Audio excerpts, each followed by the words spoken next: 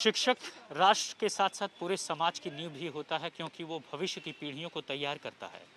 ये सभी टीचर्स सुनील आर्या के साथ काम करते थे, लेकिन सुनील के जाने से काफ़ी दुखी हैं।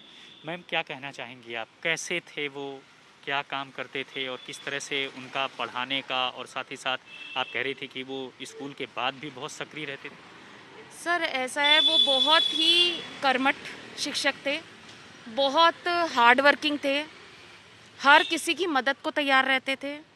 स्कूल के काम के अलावा भी अगर हम उनसे कभी अपने लिए छोटे भाई की तरह थे मेरे, तो सर परिवार की तरह एक स्कूल को बांध के रखते थे। हमारी प्रिंसिपल मैडम है, बहुत आदर करते थे उनका, और काम से तो वो कभी खैर पीछे हटे ही नहीं। आप क्या बहुत कहेंगी मैम? मेरा तो उनके साथ 2 साल मैंने उन्हें कार्य किया और मुझे ऐसे लगा था कि जैसे एक वो स्कूल के टीचर के साथ साथ जैसे एक पारिवारिक संबंध भी उनसे हमारे सबके स्थापित थे, और पेरेंट्स के साथ भी वो हमेशा वो अवेलेबल रहते थे।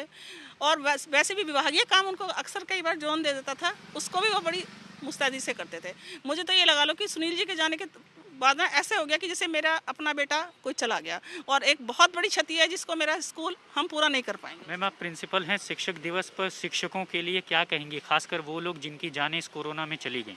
मैं शिक्षक दिवस पर यही कहना चाहूँगी कि समाज हमसे ना उम्मीद जो करता है तो उस उम्मीद पे हम खरे उतरने की पूरी कोशिश करते हैं, लेकिन हमारा भी एक परिवार है, हमारे भी बच्चे हैं, और आप सबको पता है कि बिना अर्थ के, बिना पैसे के कुछ नहीं हो सकता।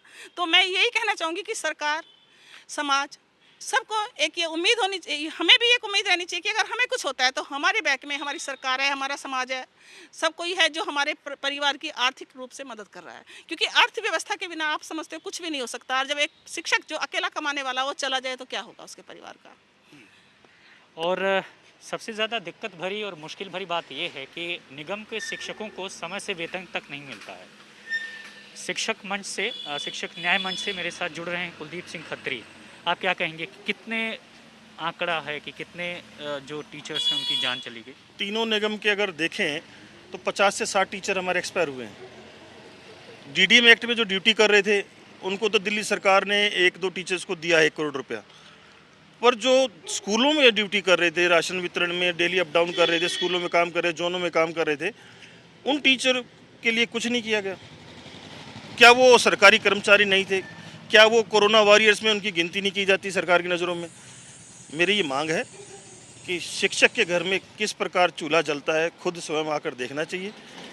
ये छोटी बात नहीं है, राष्ट्र निर्माता है शिक्षक। आज शिक्षक के साथ क्या हो रहा है आप भली बात ही समझते हैं। आज हमारा शिक्षक एयरपोर्ट पे, क्वारंटाइन सेंटर्स पे और स्कूल उसमें नर्स, इसमें हॉस्पिटल्स में, इसमें डिस्पेंसरीज में डीडीएम एक्ट के तहत ड्यूटी कर रहा है, ऑनलाइन पढ़ाई का कार्य कर रहा है, और सरकार सैलरी समय पे नहीं दे रही, हमारे लाखों रुपए के एरियर्स रोक के बैठी हुई है।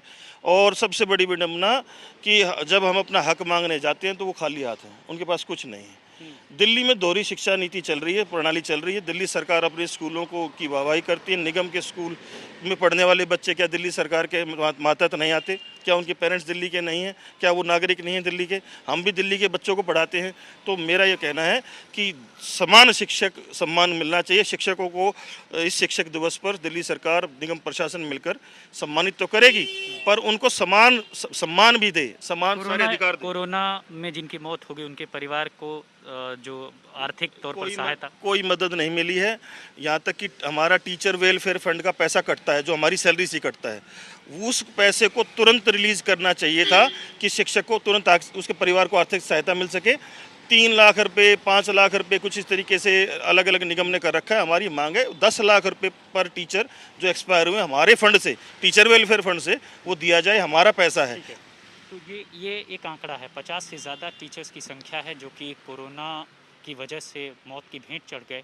अब उनका परिवार ऐसे दोराहे पर खड़ा है जहां पर परिवार के सामने बच्चों का भविष्य है, और साथ ही साथ एक आगे की क्या दिशा होगी ये कोई नहीं जानता, क्योंकि परिवार के मुखिया की मौत हो चुकी है। कैमरामैन कृपाल सिंह के साथ राम किंकर सिंह, दिल्ली, आज तक।